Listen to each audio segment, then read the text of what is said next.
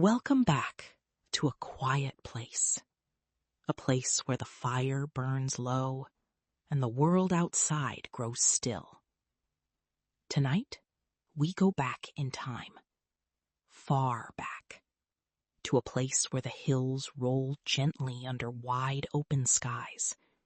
Where the tobacco fields stretch out like golden quilts in the autumn sun.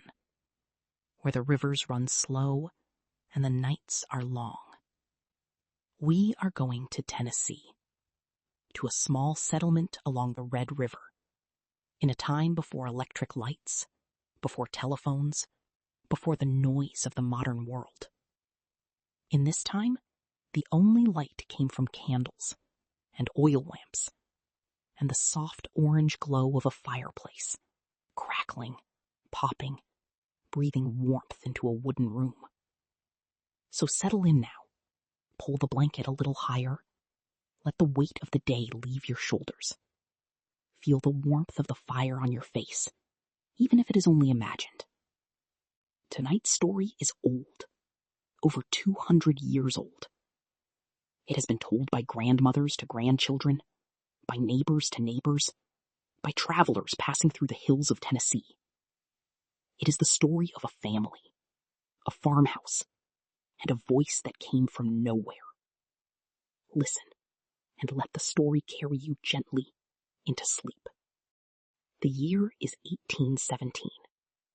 The leaves have turned. Gold, rust, deep crimson. They drift lazily from the branches of old oak trees, spinning slowly, like tiny boats on an invisible river of air, before settling softly on the ground below. In Robertson County, Tennessee, along the northern bank of the Red River, there stands a farmhouse. It is not a grand house, but it is solid, built with care. Thick logs hewn from the forest. A stone chimney rising from the center. A wide front porch where rocking chairs sit empty in the evening, creaking softly, back and forth, even when no one sits in them. This is the home of John Bell. John Bell is a farmer, a quiet man with rough hands and kind eyes. He works the land from sunrise to sunset. He tends to his corn, his wheat, his livestock. He is respected in the community, a church-going man, a man of routine and simplicity. His wife, Lucy, keeps the household running. She bakes bread in the mornings. The smell of warm dough drifts through the cabin, mixing with the scent of wood smoke and dried herbs hanging from the ceiling beams. Lavender, rosemary, sage. The kitchen is always warm. They have children, several of them. The youngest daughter is named Betsy. She is 12 years old, bright-eyed and curious. She likes to wander through the fields in the late afternoon, picking wildflowers, watching the clouds change shape above the hills. Life on the Bell farm is simple, predictable, safe. The mornings begin with the rooster's call. The afternoons pass slowly under the Tennessee sun. And the evenings are the quietest part of all. After supper, the family gathers around the fireplace. John reads from the Bible. His voice is low and the children listen, or pretend to listen, while their eyelids grow heavy. The fire crackles. The logs shift and settle. Outside, the crickets begin their nightly chorus, a sound so familiar, so constant, that it becomes a kind of silence itself. And then, one evening, something changes. It begins with sounds, small sounds, the kind you might dismiss, the kind you might blame on the wind, or the house settling, or a raccoon scratching at the walls outside. A tapping. Tap, tap, tap. Against the outer walls of the cabin. Late at night, after the candles have been blown out, after the children are tucked into their beds. John hears it first. He lies in bed, perfectly still, listening. The tapping moves from one wall to another, slowly circling the house, like someone walking around the outside, dragging a stick along the wooden logs. He gets up, lights a candle, opens the front door. The night air rushes in, cool and damp, smelling of dew and fallen leaves. The porch is empty. The yard is empty. Only the stars look down. Thousands of them, scattered across the black velvet sky like grains of spilled salt. He closes the door, returns to bed. The tapping stops.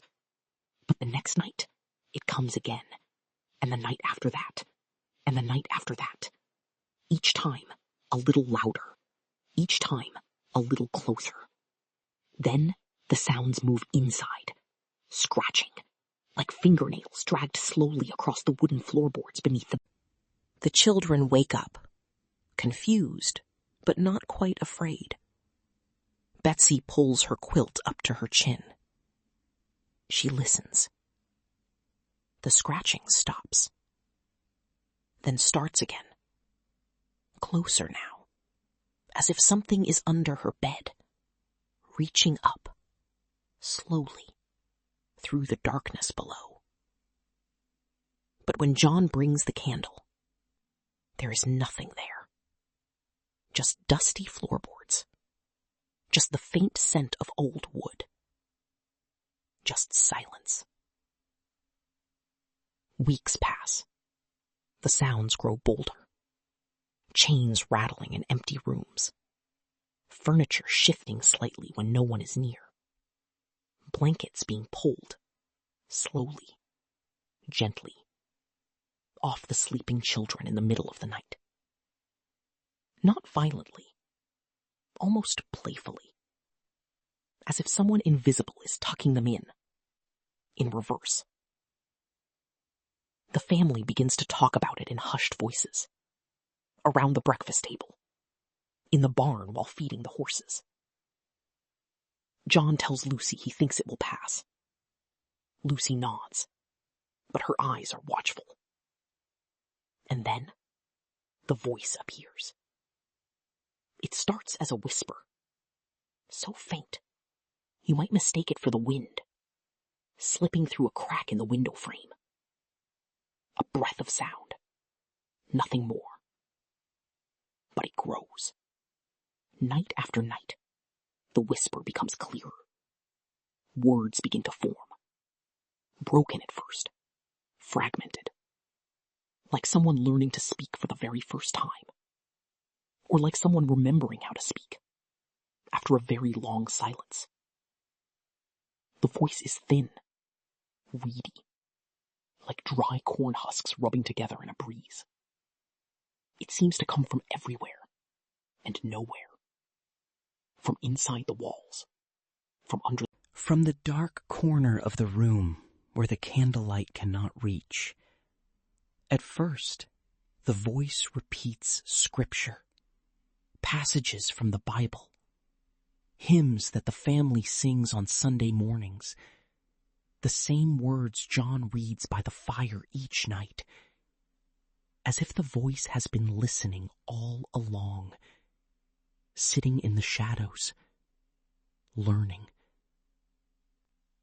The children are fascinated. Betsy sits up in bed and asks, "Who are you?" There is a long pause. The fire pops. An ember drifts upward like a tiny orange star. And then the voice replies, "I am a spirit." The words hang in the air, like smoke from a blown-out candle, thin, curling, slowly dissolving. I am a spirit who was once very happy and has been disturbed. The family is still. No one moves. The rocking chair on the porch outside creaks once, and then falls silent, Over the following weeks, the voice grows stronger. It speaks more often, more clearly. It develops a personality. Sometimes it is gentle. It sings hymns in the middle of the night, softly, beautifully, a lullaby drifting through the dark rooms of the farmhouse. The melody is old, familiar, like a song your grandmother might have hummed while kneading dough in the kitchen. Sometimes it is mischievous. It hides small objects, a thimble, a hairbrush, a wooden spoon. They reappear days later in unexpected places, inside a boot, under a pillow, on the windowsill. Sometimes it speaks with surprising tenderness. It tells Lucy Bell that her bread is the best in the county, that her children are beautiful. And sometimes it grows quiet, for hours, for entire days. And in that silence, the family almost misses it, because the silence feels heavier than the voice ever did. Word begins to spread. Neighbors hear the stories. They come to visit. They sit in the Bell family parlor with cups of warm cider in their hands, and they listen. And the voice speaks to them too. It knows their names. It knows their secrets. It knows things it should not know. A man named James Johnston comes to stay the night. He is a skeptic, a practical man. He sits in a chair by the fire and declares loudly that he does not believe in ghosts. That night, his blanket is pulled away 3 times, and the voice whispers close to his ear, "Good night, Mr. Johnston." He leaves the next morning, quietly, without argument. Months pass. The seasons turn. The green fields of summer fade to gold. The gold fades to brown. The brown is covered by the first thin frost of winter. Mornings become cold. The family wakes to see their breath in the air, tiny clouds forming and dissolving with each exhale. John Bell grows tired, not just physically, but somewhere deeper, in his bones, in his spirit. He moves more slowly now. His steps are heavier on the porch boards. His eyes carry a weight that was not there before. The voice, which the community has now begun to call the Bell Witch, seems to focus its attention on. Not with malice exactly, but with a strange insistence, as if it has unfinished business, as if there is something between them that neither fully understands. John sits by the fire in the evenings. He stares into the flames. The orange light dances across his weathered face. He does not read aloud anymore. He simply sits and breathes and watches the fire consume the logs, slowly, patiently, turning solid wood into soft gray ash. Lucy brings him warm tea. She places it gently in his hands. He looks up at her, tries to smile. She sits beside him. They do not need words. After so many years of marriage, silence between them is its own language. Betsy, meanwhile, has grown. She is no longer the little girl picking wild flowers in the field. She is becoming a young woman, strong, thoughtful, quiet. She writes in a journal by candlelight. Her pen scratches softly against the paper. The ink glistens wet for a moment, then dries into permanence. She writes about the voice, about the strange events, about the way the house feels different now. Not haunted exactly, but inhabited by something unseen, something that has become almost a part of the family. The community still visits, Some out of curiosity, some out of genuine concern. They bring food, preserves, fresh bread. They sit with the bells. They pray with them. And the voice listens. Always listens. One evening, a traveling preacher arrives at the farm. He is tall and his coat is dusty from the road. He carries a Bible pressed to his chest like a shield. He enters the parlor. He kneels. He begins to pray aloud. His voice rises and falls like a wave. The fire flickers. The candles tremble. And then the voice joins in. It prays alongside him, word for word, matching his rhythm, matching his tone.